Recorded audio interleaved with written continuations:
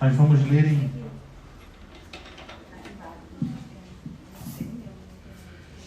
Deus abençoe a senhora, irmã Maria José. Vamos ler Ageu, capítulo 1. Eu esqueci de dar o papel lá para Ageu, capítulo 1. Vamos ler a partir do versículo 12. Livro de Ageu, capítulo 1. Vamos ler a partir do versículo 12.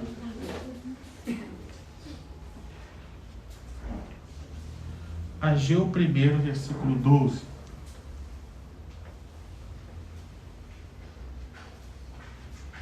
Amém? Podemos ler? Diz assim a palavra do Senhor. Então Zorobabel, filho de Salatiel, e Josué, filho de Josadaque, o sumo sacerdote, e todo o remanescente do povo atenderam a voz do Senhor seu Deus, e as palavras do profeta Ageu, as quais o Senhor seu Deus havia ordenado que ele dissesse. E o povo temeu diante do Senhor. Então Ageu, o enviado do Senhor, falou ao povo segundo a mensagem do Senhor, dizendo: Eu estou com vocês, diz o Senhor. O Senhor despertou o espírito de Zorobabel, filho de Salatiel, governador de Judá, e o espírito de Josué, filho de Josadaque, o sumo sacerdote, e o espírito de todo o remanescente do povo. Eles vieram e começaram a trabalhar no templo do Senhor dos Exércitos, seu Deus. Era o 24º dia do 6º mês do 2º ano do reinado de Dario. Capítulo 2 de Ageu, versículo 1. No 2º ano do reinado de Dario, no 7º mês, no 21º dia do mês, a palavra do Senhor veio por meio do profeta Ageu, dizendo: Fale agora a Zorobabel, filho de Salatiel, governador de Judá, e a Josué, filho de Josadaque, o sumo sacerdote, e ao remanescente do povo, dizendo: Quem de vocês que tenha sobrevivido contemplou este templo na sua primeira glória? E como vocês o veem agora? Por acaso não é como nada aos olhos de vocês?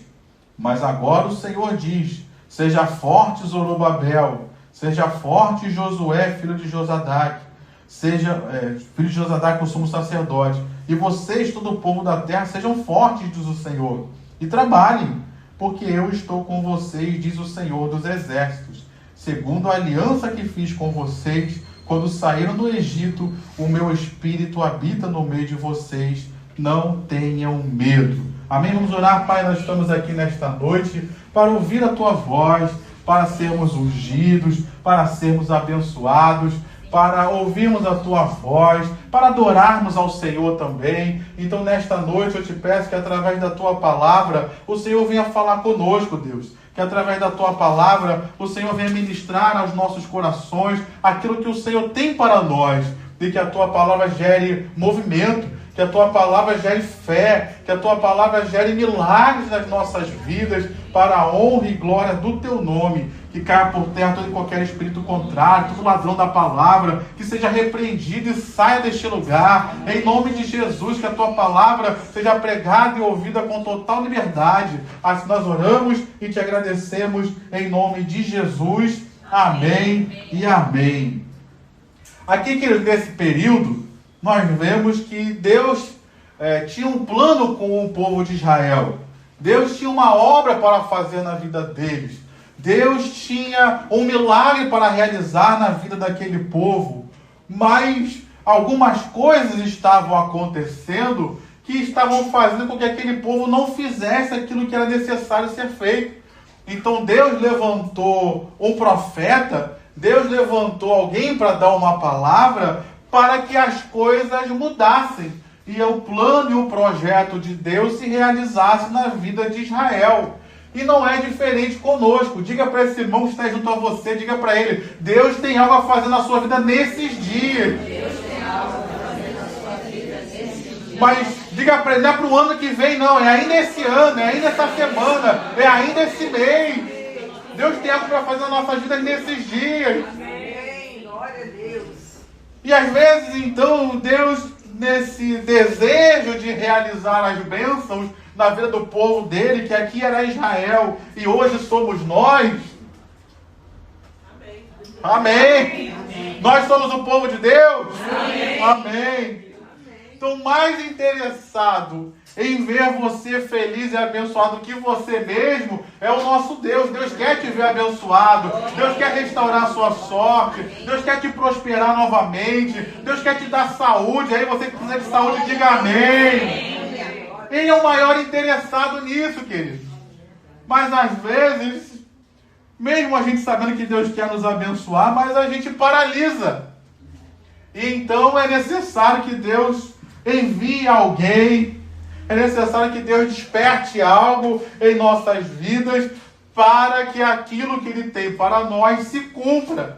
E foi isso que aconteceu aqui com Israel. Deus, nos versículos anteriores, da onde nós lemos, Deus liberou uma palavra sobre aquele povo. Deus deu uma orientação para eles.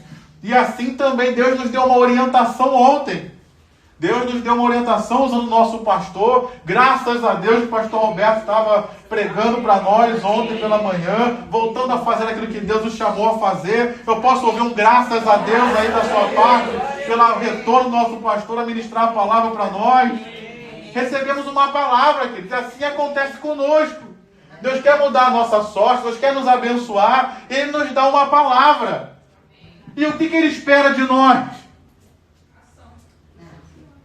Isso aí, fé, ação, obediência, que foi o que esse povo aqui manifestou. Não sei se você percebeu, mas no versículo 12 que nós lemos, e por isso fiz questão de lê-lo, Deus falou com eles e está escrito aí que o povo, o líder, vamos dizer assim, o governador, que era Zorobabel, o líder, vamos dizer assim, secular, o Josué, que era o sumo sacerdote, o líder espiritual, e todo o povo atenderam a voz do Senhor. Amém.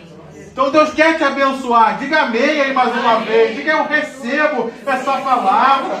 E Deus quer te abençoar nesses dias. Nesses dias Deus está fazendo algo nas nossas vidas. Mas diante de uma palavra como essa, a gente tem dois caminhos. A gente pode seguir o caminho da fé, o caminho da obediência, o caminho de atender a palavra de Deus e viver o melhor que Deus tem para nós. Diga amém, pelo amor de Deus. Mas infelizmente tem alguns que seguem pelo caminho de não obedecer. Ah, nada vai acontecer. Ah, se eu fizer, nada vai mudar. E realmente, querido, se você não fizer, nada vai mudar. Ou se mudar, não vai ser para melhor. E Deus quer o melhor para as nossas vidas. Então, olhando para esse texto, nós vemos que Deus estava interessado em abençoar Israel naquele dia, no dia de hoje. Deus estava interessado em mudar aquela situação que estava ali. Ele estava se intrometendo na situação para abençoar o seu povo. E nesses dias, Deus está se intrometendo em algumas situações das nossas vidas para nos abençoar. Mas Ele precisa encontrar em nós uma resposta de fé, de atender aquilo que Ele tem para as nossas vidas. Então, no caso aqui, Deus pediu que eles restaurassem o templo primeiro, priorizassem Deus. Cutuca teu irmão de leve e pergunta: o que Deus está te pedindo nesses dias? O que Ele está querendo que você faça? Que mudanças Ele quer que você faça e que com essas mudanças Ele vai mudar a sua história? Amém? Amém. Olhando para esse texto, nós vemos que então, no versículo 12 ainda, no finalzinho dele, diz que o povo temeu diante do Senhor. Então eles atenderam a voz de Deus e houve temor, houve reverência, houve honra a Deus no serviço deles e em resposta à palavra que Deus havia dado. Deus não quer que a gente tenha medo dele, mas espera que haja em nossos corações temor, reverência, entendendo que Ele é Deus, que Ele é digno de toda honra, de toda glória, de todo louvor. Eu acho engraçado as gerações do tempo de hoje, porque eles acham que ter intimidade com Deus é chamar Deus de você. Como se isso fosse ter intimidade, só mudar uma palavra, mas eu chamar Deus de Senhor, eu chamo Deus de você, eu sou íntimo de Deus. Então quer dizer que os apóstolos que chamavam Jesus de Senhor não eram íntimos de Jesus? A gente precisa entender que Deus, Ele é amigo. Amém. Deus, Ele é um Deus que é Pai. Amém? E nós precisamos entender que Deus é um Deus que é íntimo de nós. Mas nós não podemos nos esquecer que Deus não é o nosso coleguinha. Há uma necessidade de um temor a Deus. Há uma necessidade de entender que temos que ter reverência a Ele. Porque o nosso Deus, Ele é um Deus de amor, mas Ele é um Deus santo. Ele é um Deus que requer obediência. Ele é um Deus que requer um certo temor à sua presença, uma certa reverência. Eu não posso tratar Deus como qualquer um, como qualquer coisa, não. Deus, Ele é Deus. Ele é o soberano. Ele é o Criador de todas as coisas. Ele merece ser temido. Ele deve ser reverenciado por aqueles que se achegam a Ele. Então aquele povo não levou Deus na brincadeira. Não levou Deus como coleguinha dele de infância, não. Eles temeram a Deus, temeram a sua palavra, tiveram reverência àquilo que estava acontecendo naquele momento. E esse também é um momento espiritual que nós estamos reunidos. Aqui nós podemos estar nos acostumando com esse ambiente. A gente se reúne aqui já há um tempo. A gente pode estar acostumado com a cadeira que a gente usa, com as pessoas que estão ao nosso lado. Mas esse ambiente ainda é um ambiente espiritual. Esse ambiente ainda é um ambiente onde Deus se faz presente, porque estamos reunidos no nome dEle. Então é necessário que haja reverência do seu povo diante da sua presença. Estamos na graça. Mas estar na graça não quer dizer que pode faltar reverência. Ainda é necessário o temor nos corações daqueles que se achegam a Deus. E se você está me entendendo, diga amém aí no seu lugar. Reverência, queridos. Respeito pela presença de Deus, compreensão de que Deus está presente no ambiente espiritual para abençoar as nossas vidas. Às vezes falta isso no nosso meio, queridos. Às vezes a gente trata a casa de Deus, o lugar da reunião e do culto como qualquer lugar. Não, esse lugar não é qualquer lugar. Esse lugar é um lugar onde a igreja está reunida. E se a igreja está reunida no nome de Jesus, Ele está presente. Então é necessário que haja reverência e temor pela presença do Cristo ressurreto, todo-poderoso entre nós. Amém, meu irmão? Amém, minha irmã? O povo temeu. Deixa eu avançar aqui. No versículo 14, ele traz algo para nós que eu queria compartilhar com você, porque diz que o Senhor despertou o espírito de Zorobabel, de Josué, que era o sumo sacerdote, e de todo o povo. E aqui tem algo para as nossas vidas, queridos. Porque tem coisas que só acontecem se o Espírito Santo nos despertar. É por isso que a gente precisa ser ungido. Porque tem coisa que o pastor fala. Mas se Deus não testificar no seu coração, se o Espírito não disser, é eu que estou falando, sou eu que estou usando aquele servo lá para despertar você para algo que eu quero fazer na sua vida. Se o Espírito Santo não se mover, queridos, se ele não te despertar, não tem ninguém que desperte. O pastor pode falar, o líder pode falar, a mãe fala, o pai fala, a avó fala, o marido fala, a esposa fala, mas se o Espírito Santo não se mover, nada acontece. E nessa noite, Deus derramou do seu Espírito, está derramando do seu Espírito sobre nós. Diga amém aí no seu lugar. Diga eu creio aí no seu lugar. Ainda que eu não esteja sentindo nada, mas é pela fé, meu irmão, porque o Espírito ele é derramado, não é quando você arrepia, não é quando você sente um calor ou quando você sente frio, mas é quando você crê. E quando Deus libera uma palavra, o Espírito Santo enche as vidas. Talvez você não esteja sentindo nada, mas Deus está derramando do seu Espírito sobre nós para nos despertar para algo que Ele tem para fazer em nossas vidas. É por isso que no Novo Testamento Deus usa Paulo para dizer: desperta você que dorme, e Cristo te esclarecerá, te iluminará. É noite de despertar de Deus para as nossas vidas. É noite de Deus despertar o nosso espírito para aquilo que Ele está fazendo nesses dias em nossas vidas. Vê se esse irmão está dormindo do teu lado. Seja um instrumento de Deus, sacode e ele fala: desperta, meu irmão. Deus tem algo para fazer na sua vida hoje. Não é para amanhã, não. É hoje. Deus está me usando aqui. Diga para Deus: está me usando aqui. Eu estou sendo instrumento de Deus para te despertar nessa noite para algo que Deus está fazendo na sua vida. Amém, meu irmão? Amém, minha irmã? Deus então despertou aquelas pessoas para aquele momento que eles estavam vivendo. E Deus está nos despertando nessa noite. Eu quero fazer algo. Eu quero abençoar. Eu quero mudar a sorte. Mas desperta. Só 2 amém. Acho que os outros ainda estão dormindo. Me ajuda mais uma vez aí. Eu acho que ele ainda não dormiu. Posso contar meu pecado aqui? Meus pecados. Eu boto o relógio para despertar, eu boto o relógio para despertar 2 vezes. Na primeira eu não acordo, não. Aí eu boto para despertar, aí boto no soneca, durmo mais um pouco, aí depois eu acordo. Talvez esse irmão seja igual ao pastor, então diga para ele mais uma vez: desperta. Eu estou sendo um instrumento do Espírito Santo para dizer: acorda. Deus quer fazer algo nas tuas vidas no dia de hoje, nesses dias. Acorda, pelo amor de Deus, e responda ao chamado de Deus com a sua vida.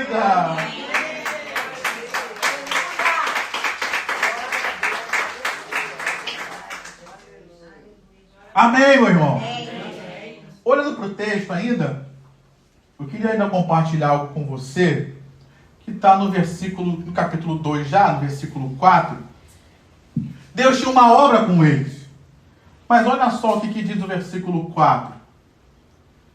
Ele diz, mas agora o Senhor diz: seja forte, Zorobabel. Seja forte, Josué. E todo o povo, seja forte.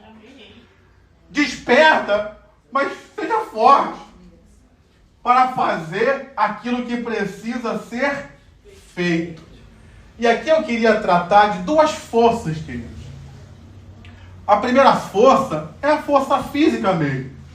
Porque às vezes para você fazer aquilo que Deus te pede, exige um esforço físico. Muitos aqui, por exemplo, você teve um dia de muitos afazeres e você veio para a casa de Deus. Amém. Veio para a casa de Deus para servir, veio para a casa de Deus para adorar, veio para a casa de Deus para bendizer o nome do Senhor. Isso não é um esforço físico também? Quantos de nós não queríamos ir logo direto para casa, tomar um banho, dormir?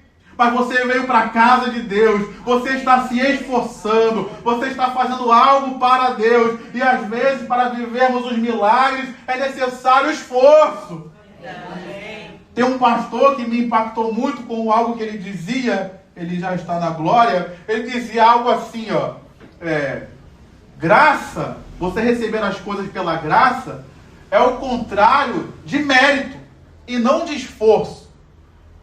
Ou seja, o fato de a gente receber as coisas pela graça não quer dizer que você não tem que se esforçar. Quer dizer que você está recebendo algo que você não mereceu, mas ainda assim está recebendo. Será que os apóstolos não se esforçaram para levar o evangelho para fora das fronteiras de Jerusalém? Não foi um esforço pregar o evangelho naquele tempo? Foi. Então, nessa noite Deus está dizendo para nós: eu vou te abençoar. Amém. Mas se esforce. Tenha uma força. Faça aquilo que precisa fazer. Talvez você vai precisar empenhar um pouco mais de força na sua vida, um pouco mais de esforço em algo que você está fazendo. Mas Deus está dizendo: faça isso, porque eu vou honrar o seu esforço e vou fazer você receber algo que vai ser além do esforço que você praticou. Se você crê nessa palavra, diga amém. Mas ser forte, eu queria também trazer uma outra aplicação, que é ser forte de ânimo. Porque muitas vezes, como esse povo aqui estava enfrentando oposições, muitas vezes as pessoas falam qualquer coisa de nós e nos criticam, a gente já logo se abate, já logo desiste.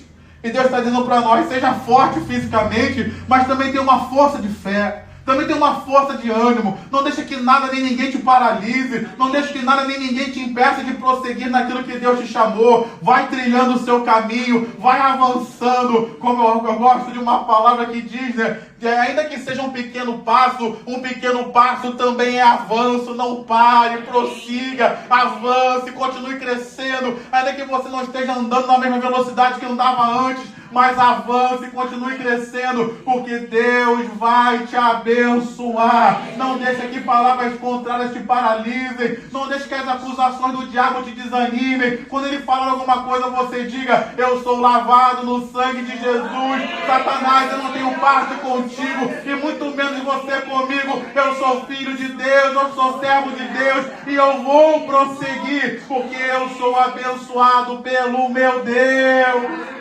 Talvez você chegou aqui nessa noite desanimado, abatido, e Deus está dizendo para você, eu estou fortalecendo o seu ânimo, eu estou curando a sua alma. Esses dados inflamados do inimigo que entraram, te desanimando, te entristecendo, Deus está arrancando nesta noite, está derramando bálsamo de Gileade, está curando a sua alma, está te renovando e fortalecendo para você prosseguir. Então seja fortalecido fisicamente, seja fortalecido na sua alma, no seu ânimo, para você avançar e viver o que Deus tem para você. Diga amém aí no seu lugar. Amém, meu irmão? Ele fala, seja forte, e depois ele diz, sejam fortes, versículo 4. Vocês, todo o povo, sejam fortes, diz o Senhor, e trabalhe. Ninguém fala amém nessa hora. Enquanto era só para abençoar, oh aleluia, é mistério, glória a Deus. Deus não vai enviar o anjo para fazer a tua parte não, meu irmão. Nós somos a igreja pentecostal que quer que os anjos façam tudo. Não, meu irmão. Tem que trabalhar, isso mesmo. Tem que crer. Tem que fazer a sua parte. Então Deus convocou aquelas pessoas, sejam fortes. Fortes fisicamente. Fortes no ânimo. Mas para quê? Para trabalhar. Para fazer o que precisava ser feito. Para fazer e obedecer a Deus naquilo que Deus havia chamado eles a fazer. Amém, meu irmão? Amém. Diga amém também nessa hora. Eu vou trabalhar, eu vou fazer o que Deus está me pedindo, porque eu sei que tem honra de Deus para mim. Eu sei que Ele vai frutificar e vai abençoar o meu trabalho. Amém? Para eu terminar, a diaconisa Thelma já estava até aqui antecipando, dando spoiler, mas tem algo aqui que nesse texto ele se repete 3 vezes. Eu queria trazer esse destaque para você, que está aí no versículo, finalzinho do versículo 4. Deus falou, trabalhem, porque eu estou com vocês. Versículo 5, ele firma de novo. Segundo a aliança que fiz com vocês quando saíram do Egito, o meu Espírito habita no meio de vocês, eu estou com vocês. No capítulo 1, no versículo 13 que nós lemos, Deus também faz questão de frisar, eu estou com vocês. Diga para esse irmão que está do seu lado, Deus está contigo. Diga para o irmão que está do outro lado, Deus está contigo. Diga mais uma vez, Deus está contigo. Deus falou 3 vezes para eles. E está falando conosco aqui. Deus está conosco para nos abençoar. Deus está conosco para prosperar o nosso trabalho. Deus está conosco para mudar a nossa sorte daqui para frente. Deus está conosco para nos fazer prosperar diante dos inimigos. Deus está conosco. E se você crê, diga amém. Esse é o segredo da vitória. Não é o seu esforço, embora precise se esforçar. Não é o nosso trabalho, embora precise trabalhar. Mas o segredo do sucesso está em que Deus está conosco. Bate no peito aí e diga: eu creio que Deus está comigo. No meio dessa luta aí que eu estou enfrentando, no meio desse problema financeiro, no meio dessa enfermidade que eu estou passando, Deus está comigo. Ele não me abandonou. E para eu terminar, algo que também se repete nesse texto, e se repete também 4 vezes, é que Deus fala com o líder, vamos colocar assim, secular, né, o líder governamental ali, que era o Zorobabel. Deus fala com o Josué, que era o líder espiritual, o sumo sacerdote. E Deus fala com o povo. E Deus fala tanto com um, quanto com o outro, quanto com o povo, a mesma palavra. E Deus então traz um trabalho, chama a nossa atenção para a unidade deles. Todos tinham que se esforçar. Acabou, amém? Acho que só estou eu na igreja, peraí. Amém. Senhor, traz os irmãos de volta, acho que só fiquei eu. Aleluia! Olha que só eu que vou ter que trabalhar, Senhor, só eu que vou ter que me esforçar. Obrigado, Júlio. Julinho falou amém lá atrás, hein, Júlio? Tamo junto, hein? Todos tinham que trabalhar, todos tinham que se esforçar, todos tinham que crer, todos atenderam a voz de Deus, todos obedeceram. Tem alguém comigo aí nessa palavra? Tem alguém que vai se esforçar junto comigo? Tem alguém que vai atender a palavra de Deus junto comigo? Tem alguém que vai trabalhar junto comigo aí? Vamos lá todos juntos. Amém, meu irmão? Quer ter vitória? Vamos juntos. Independência, como diz o pastor Roberto, no reino de Deus é morte. Se nós quisermos ser uma igreja que vai viver as bênçãos de Deus, se nós quisermos ser a igreja como recebemos a palavra de ontem, que a glória da segunda casa será maior do que a primeira, diga amém aí no seu lugar, diga glória a Deus. Se nós quisermos ser essa igreja, precisamos estar juntos, queridos.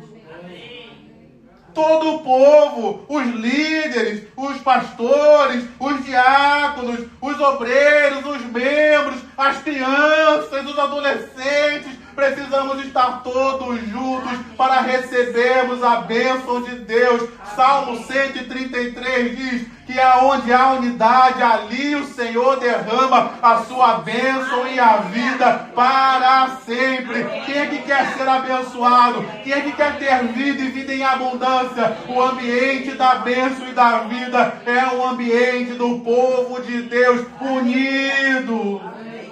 Então aperta a mão do teu irmão aí, diga para ele: vamos unidos, meu irmão. Viver a bênção de Deus. Amém, meu irmão? Amém, amém, minha irmã? Amém. Tudo isso aconteceu porque o Espírito de Deus estava presente ali. Deus estava presente. E é o que nós vamos fazer hoje aqui. Orar, ungir, para que também a nossa vida e a nossa história sejam completamente transformadas para a glória do nome do Senhor. Você crê assim, meu irmão? Você pode então aplaudir ao nome do Senhor? Você pode melhorar essas palmas aí para Deus, rechear essas palmas com glória a Deus, com aleluia, com eu creio num Deus de milagres. Eu creio que vai ser assim, meu Deus. Amém, meu irmão, amém, minha irmã? Nós vamos orar agora, vamos ungir.